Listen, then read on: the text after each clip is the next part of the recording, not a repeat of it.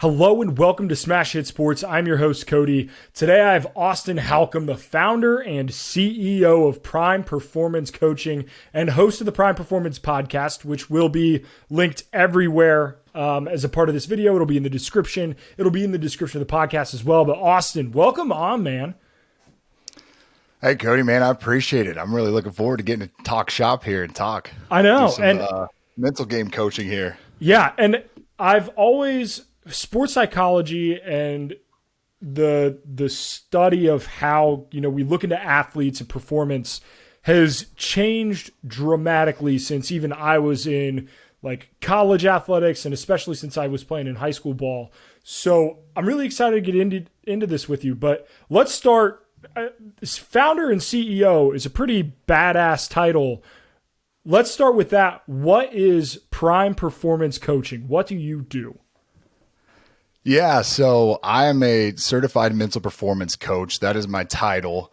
And with that, I have at first started out, it was kind of a brand. And when I was getting into the field, to give a little bit of background, I started out in kinesiology and biomechanics at IU. I wanted to be a physical therapist. And then I found this class called sports psychology whenever I was working with the IU women's basketball team and men's basketball team. And their athletic counselor threw me into this class. They're like, oh, most of the athletes take it. It's pretty cool.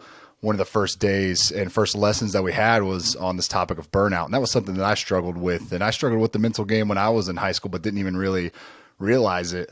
And from then on, it was game over. And I literally said it to myself in that class. I was like, man, this is like everything I wish I had growing up. Like, this is something completely new and fresh to me. And I'd never really taken any psychology courses. I never knew much about the mental game.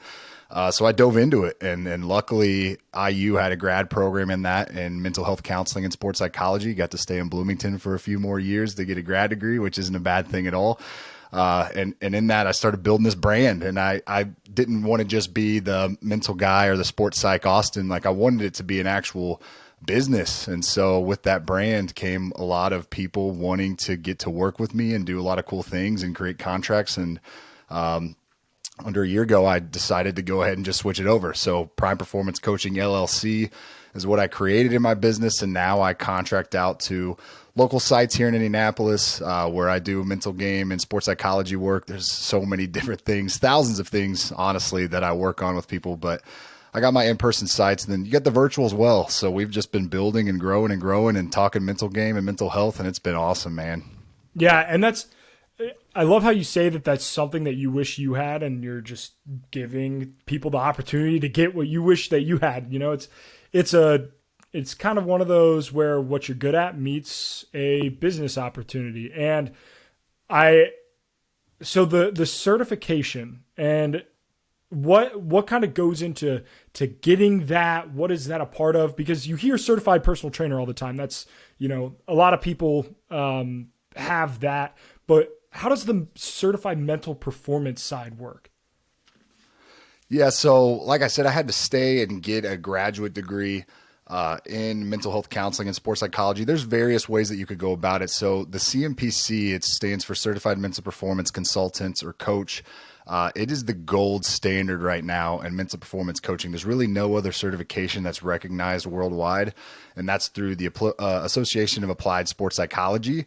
So with that, you go and there's some undergrad classes that you need to take in various subjects. And then there's a very broad range of different things between ethics, behavioral knowledge, neurobiology. There's all kinds of different things that you need to get studied up on in your grad degree. Then you do about 400 plus hours of internship, plus another 100, 200 of, with your mentor and supervisor. So you're going internship, then you're going supervising, and then you are jumping in. You got to take this big exam. So that way they can test your knowledge and make sure that you actually study a little bit and learn something throughout your degrees.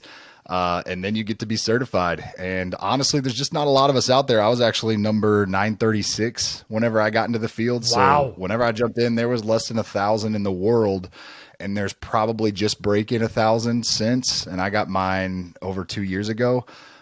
So it's relatively new and it's fresh, but there's a large wave coming of certified people that are going to be in the field here, hopefully soon, because we're needing some help out there.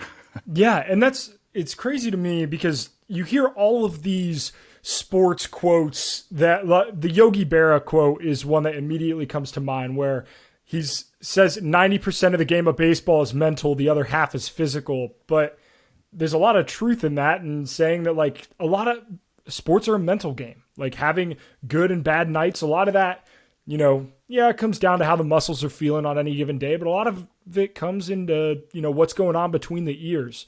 So let's look at it from an athlete's perspective. Who needs a mental coach? Like what age, what sports, what level are we talking where you think that you can be best applied? Yeah, so I personally think anybody and everybody should jump into mental coaching, just like they want to go and work with a strength coach to get bigger, faster, stronger physically. Athletes and coaches and people in business, they should all be wanting to train the mental side and get bigger, faster, stronger mentally, essentially, is what I tell people. If you're just focused on training the physical, someday you could get into whatever performance you're jumping into, and you might not be focused, you might not be confident, you might not be able to handle pressure or adversity or stress, and anything and everything can happen, not just in sport, but things in life happen, and that affects your performance. And it all stems and starts from the mental side. So to answer your question, it's anybody and everybody that's interested in wanting to boost their performance and raise their potential. My clientele base stems and goes from, I think my youngest is 7 years old, and I go all the way up to pro and Olympian and national team athletes.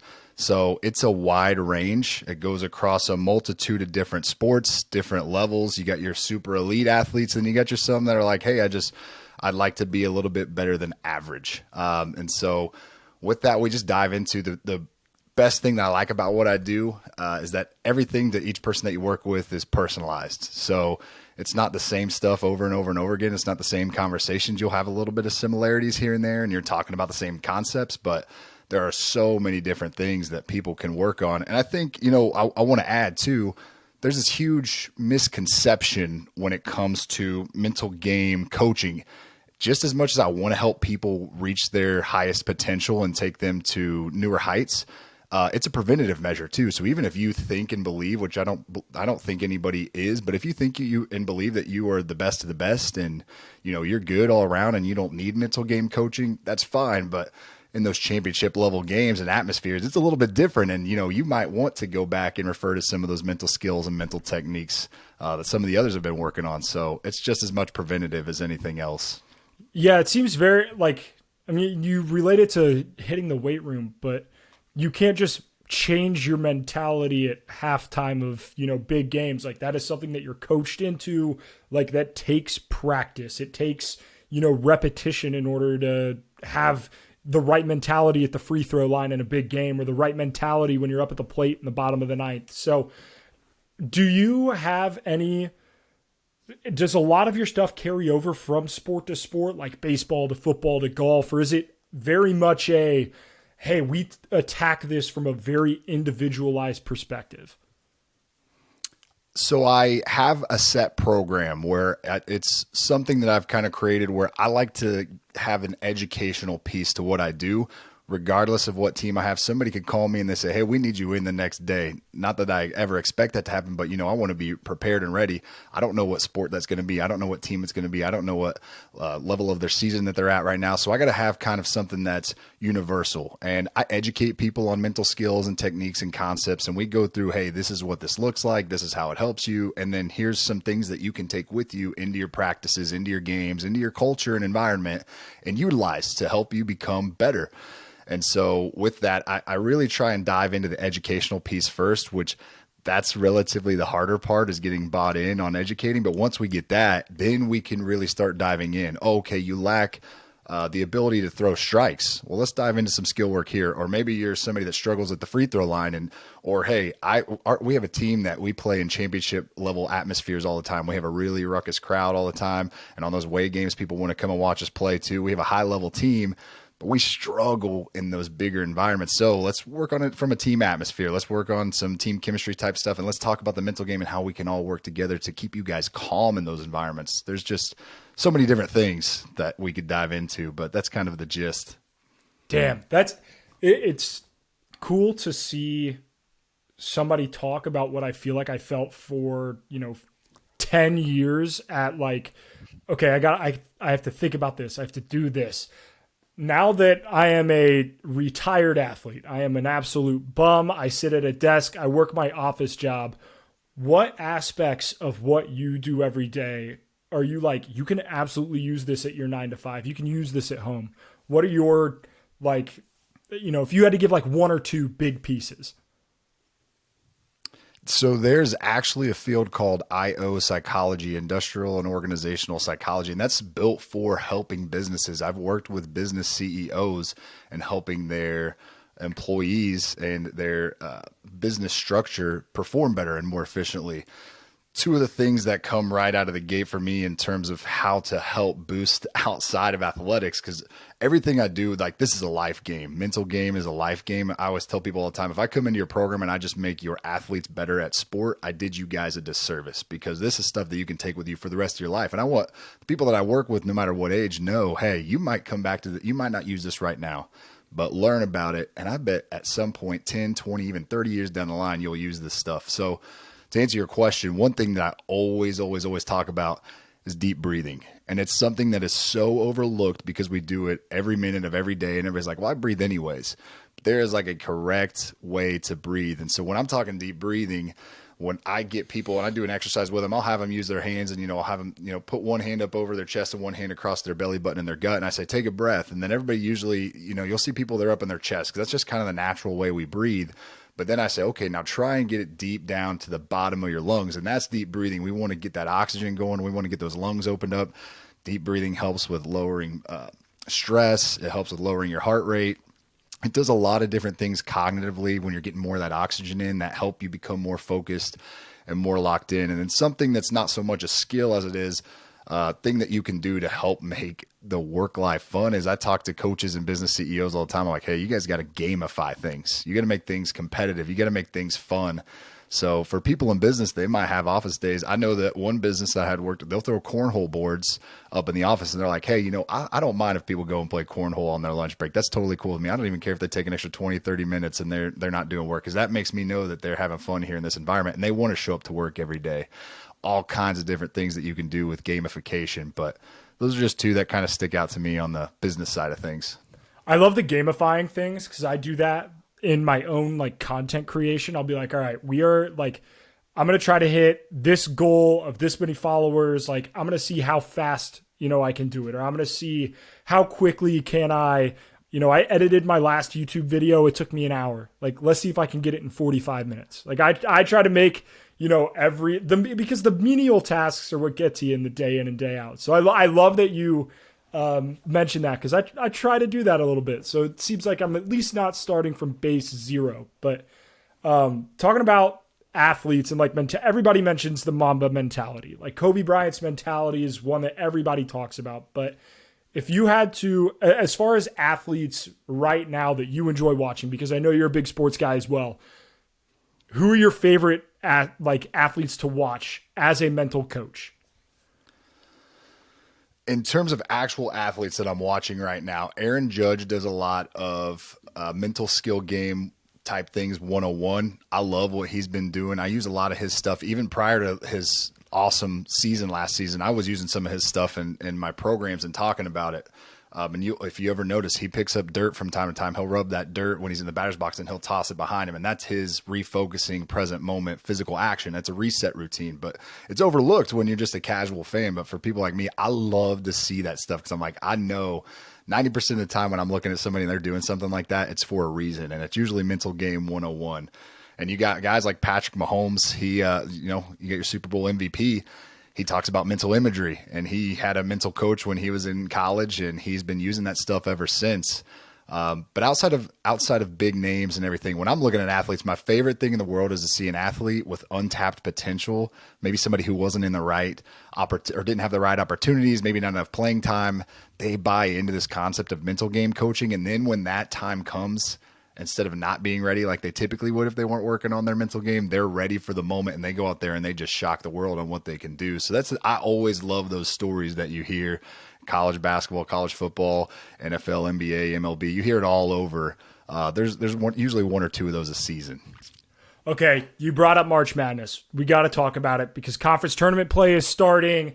We are less than 2 weeks away from Selection Sunday, my favorite time of the year. I love March Madness. That being said, I would crumble if I had to play in some of these pressure situations. How would you prepare an athlete for something of the magnitude of March Madness, or like transitioning from, because college basketball is one of those where like, yeah, you can drop a couple. Like there are nights where you can show up and not, give everything and it's not the end of the world. But come March, it is. How do you prepare for that transition? Well, hopefully from my side of things, it's a team that I had been working with consistently. Because I'm a big believer, you got to start these things out early and you got to have a routine and a process with it. The mental game, just like you don't go and lift a ton of weights right before a game and feel like you're that much bigger, faster, stronger. You can't just do a bunch of mental skills and techniques right out of the gate for the first time all season and be like, okay, boom, I'm good mentally now. It doesn't really work like that. It takes time and it takes a routine to be able to do that. So jumping into these big tournament games, it's all about routine. You kind of said it, like some people, they would be very, very upset and anxious and stressed and nervous whenever they're jumping into these games. And for the first time they come out of the tunnel and maybe it's a crowd that they had never seen before, 3-4 times what they're used to.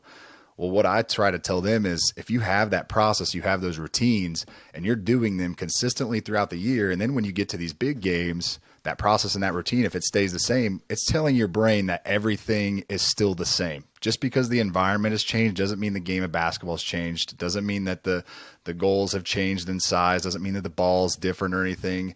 It just means that, it's just a different day. And I talk a lot about games being important. Every game's important. Every moment's important, but no games should ever be special. I think that that's something a lot of people put pressure on themselves. They're like, oh, we're in this championship game, or oh, we're in March Madness. Now it's all of a sudden a special game. No, it's not. It's the same game. It's basketball. You've played it. You know how to play it. You know the rules. It's just a different day. It's important, just like the last game was important, just like the first game of your season was important, just like the preseason games, they were important. Every game is important. No games are special. You just have to be able to find a way to stick with your process and your routines and do those consistently, and you got your mind right where you want it to be, and you're locked in and you're focused. Yeah, one thing I've always hated when we talk about sports in general is when we sit here and we go, oh, well, they could turn on a switch, right? Like they're not hot right now, but they'll just flip the switch. They'll be fine. And I feel like every time we talk about a team in that way, and the one that just recently comes into mind for me is the Tampa Bay Buccaneers this season. It's like, oh, well, it's Tom Brady. They'll flip the switch. They'll be fine. Like, I feel as if that's so much more the exception than the normal. Like, if you aren't prepared all season long, or if you aren't showing a championship tendencies or a championship routine all season long, then it's not going to show up in the playoffs when it matters. Like, do you feel as if that's kind of a myth? Like the flipping of the switch? I feel like it's a process over outcome thing. I think that if people can trust that process, we don't really control the outcome and the results, regardless of we don't control the scoreboard. We don't control referees. We don't control our opponents. What we do control is everything that's within inside of us. And that switch can be flipped on and it can stay on forever if you want it to. So I've got a thing called a success checklist. If I can dive into it here really briefly. Oh, absolutely. So my success checklist, this is something that, I fully believe if people could do this on a daily basis, it would change their lives forever. Doing it, though, is the hard part. And everybody I talk to, it's like, yeah, if I did do that, I would be this much better, or I would be going to this school, or all these schools would be recruiting me. And that's like some of the best in their sports. And so my success checklist, what it is, it's if you have high energy, if you bring a good attitude, if you show effort and hustle, you're a good teammate. If you've got good body language, if you have high confidence, if you have good preparation and you're a good communicator, on top of a few other things that are totally within your control, you're going to be successful. If you do those at a high rate, no matter your talent level, you're going to be successful. And that's the best part about it. You don't have to be 6'10", 250 pounds, built like a bodybuilder. You can do those things at a high rate if you are the smallest, weakest, slowest person on your team. And I guarantee that it will gain results and it will gain people's attention if you are doing those things at a high rate. And so with that, I think that that's all you need to focus on whenever you're going into these type of games. Damn. That is, I'm going to clip the hell out of that and throw it all over social media because you just gave us absolute gold. I'm going to sit here and like go back through when I'm editing this, write those down, put them on like my wall at my office, and be like, all right, this is what we need to do consistently to be successful at work. Like that's something that could apply sitting in my job every day. It could apply to content creation. It could apply to every kid from T-ball to the majors. That's damn, you really hit the nail on the head there. Something else happening this week is the NFL Combine, which is the underwear Olympics is something that I've always been fascinated by because you train to play football. You practice to play football.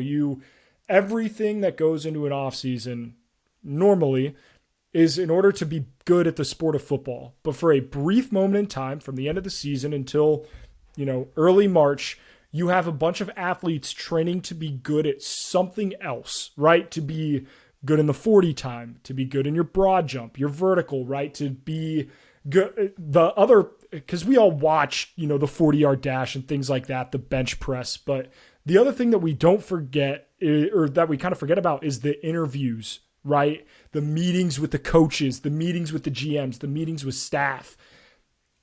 How would you address something that's so different? Because you can't just put your gloves on, have the same routine as you prep for a game like you do for something like the Combine. How would you address something that's so unique? Yeah, and it's funny that you say that because I actually just had a podcast where I went and talked about that type of environment with the Super Bowl. Like it's 2 weeks until the Super Bowl and you've got all these interviews, you've got all these people talking to you, you've got all these ads and campaigns that you're doing throughout the week. And surely in your mind, I mean, it's the Super Bowl. You're thinking differently too. You're probably feeling a different way and you're probably acting and behaving a different way just because of that energy and that atmosphere. So the same thing goes, with the Combine here. I'm a big believer that if you do everything in your power to prepare as hard as you can in every given moment, whatever that is, you're going to be successful at the end of the day. You might have a really slow 40 time. You might not get the reps that you thought that you wanted on bench press. But I think if you can create that mindset of I will do everything in my power to prepare as hard as I can. I will train harder any day than my opponents will on their best day. Like that's the type of mindset that you got to have. Will you train harder than your opponents every single day? No, you're going to have your setback days. Like it's going to happen. But what the thing and the key is that you have that mindset of I'm going to do everything that I possibly can in this moment to prepare myself. If you have a limited amount of time, that probably means everybody that you're competing against had a limited amount of time too. If you have way too much time, what are you going to do with that time? What are you going to put into those moments? And how are you going to train and prepare for this? And so a couple of mental game skills, things that you could do on the fly, because some of these guys are flying around and they're on planes and you can't really do a ton of physical work. I'm a big believer in mental imagery. And like I said, Patrick Mahomes, he dives into it pregame, every game. Mental imagery is so key to you getting prepared. We see things twice. First, you see it in your mind, and then you go and you see it in reality. So the more that you are seeing and visualizing that success in the 40-yard dash, the more that you're seeing yourself successful on the bench press or standing long jump, the more of that success that your mind sees, it then puts you in success mode when you jump into that environment. It's an automatic confidence booster. Even if you've never done those things before, which surely these guys have in some capacity, even if you've never done those things in that environment before, your brain is familiar with it because you've seen it over and over and over and over again in your head, hopefully hundreds of times. Because if you're on that plane, it just takes a few seconds to run that 40-yard dash over and over and over again in your mind.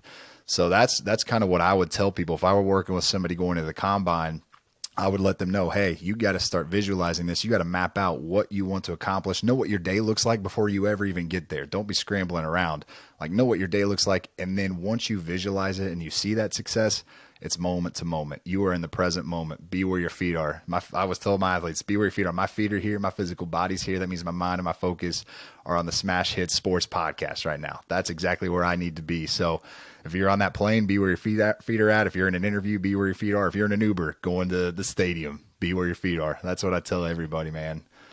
Damn. I am getting so much value out of this interview just selfishly, and I'm hoping that everybody listening to it is getting value out of it as well, because I am going to, like, mental imagery can apply from hitting a home run to getting that promotion at work to, hitting, the goals that you have when it comes to, like, if it's weight loss or whatever. So That's really cool. I'm going to put you on the spot here with this one a little bit. Who are your favorite athletes to work with? Type of athletes, whether that's, maybe it's not like, oh, softball players are your favorite or baseball, whatever, but like, who are your favorite people to train or to work with or to coach? My favorite ones to work with are the ones that are overly passionate about sport. Because one of the few things that I cannot teach and I cannot train, and I feel I have a very broad range of things that I could go into with athletes, but the one thing that I can't help athletes with is make them choose to be passionate. So if somebody comes into my office, whether they are averaging 2 points a game or they're averaging 20 points a game, or if it's somebody that's just not had a lot of PT or somebody that's the star player, if they are super passionate about what they do, that does a lot of the dirty work for me already. And if they've got that passion, man, the sky's the limit on anything and everything that they want to accomplish in life. Like, they can be great in so many different things, but they got to see it in themselves first. And that all starts with passion. So to answer your question, I'm really big on those athletes that come in, regardless of past history, regardless of future potential that people see in them. The ones that care enough and that want to be great, those are the people that, they make me want to show up every single day. And I love working with them. Hell yeah, man. That's awesome. You can't, you can lead a horse to water, can't make it drink kind of deal. It's like, you can teach them all the mental aspects, but if they're not passionate about getting better, it makes it tough. So, right. Austin, I'm going to be honest. We got through all of my questions. You picked through my brain. Is there anything else that you think, you could add value to the people listening? Anything that, a unique aspect of your job, anything like that? I mean, honestly, it's totally up to you.